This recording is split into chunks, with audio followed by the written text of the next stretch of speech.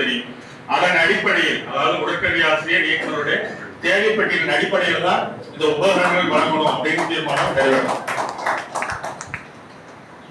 அடுத்து 6ஆம் வகுப்பு முதல் 10ஆம் வகுப்பு வரை பணியாற்றும் உடற்கல்வி ஆசிரியர்களுக்கு மத்திய அரசுக்கு இணையான ஊதியம் வழங்கப்பட வேண்டும்.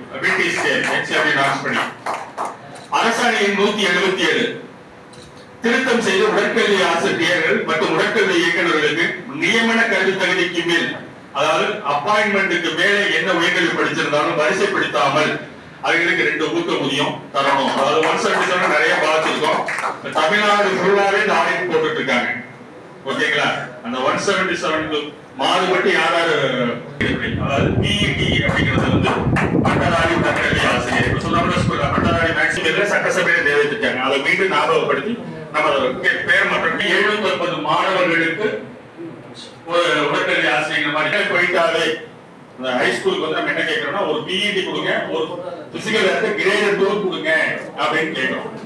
அடுத்தது 700க்கு அதிகமாக உள்ள உயர்நிலை பள்ளிகளில் 2 உடற்கல்வி ஆசிரியர்கள் பணியிடமும் ஒரு உடற்கல்வி இயக்குநர் பணியிடமும் கேட்கிறோம். அதாவது 700 மேல போச்சுன்னா 2 பிஇடி ஒரு கிரேட் 2 கேட்கிறோம். அதே போல 700 முதல் 1500 வரை உள்ள மேல்நிலை பள்ளிகளில் 2 உடற்கல்வி ஆசிரியர் பணியிடங்கள், ஒரு உடற்கல்வி ஆசிரியர் நிலை 1 பணியிடம், ஒரு உடற்கல்வி இயக்குநர் நிலை 2 பிஇடி, 2 கிரேட் 2 பிஇடி, ஒரு பிசிக்கல் டைரக்டர் கேட்கிறோம்.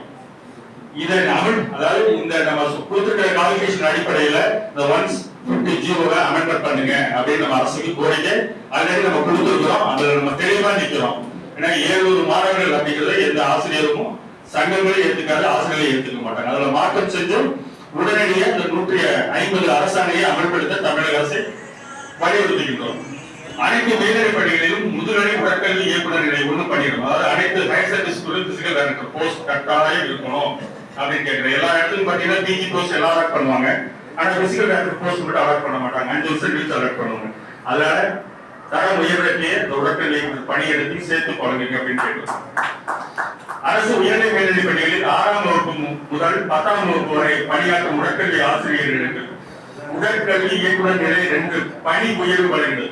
ரொம்ப காலமா நம்மளா ஒரே பிஇடி அப்படின்னு இருக்கும். அதனால அந்த பிஇடிக்கு குவாலிஃபிகேஷன் தகுந்த மாதிரி உடற்கல்வி இயக்குநர் நிலை 2 கிரேட் 2 போஸ்டை கண்டக்ட் பண்ணி கொடுங்க. ஒரு குறிப்பிட்ட ஆண்டு 10 ஆண்டு பணி செஞ்சா ஒரு நாம்ஸ் வச்சு கிரேட் 2 போஸ்டை கண்டக்ட் பண்ணி கொடுங்க அப்படின்னு கேட்டிருக்கோம். அனைத்து அரசு நடுநிலை உயர்நிலை மேல்நிலை பள்ளிகளில் உள்ள உடற்கல்வி ஆசிரியர்கள் உடற்கல்வி இயக்குநர் நிலை 1 மற்றும் உடற்கல்வி இயக்குநர் நிலை 2 பணியிடங்களை உடனடியாக நிரப்பப்படும்.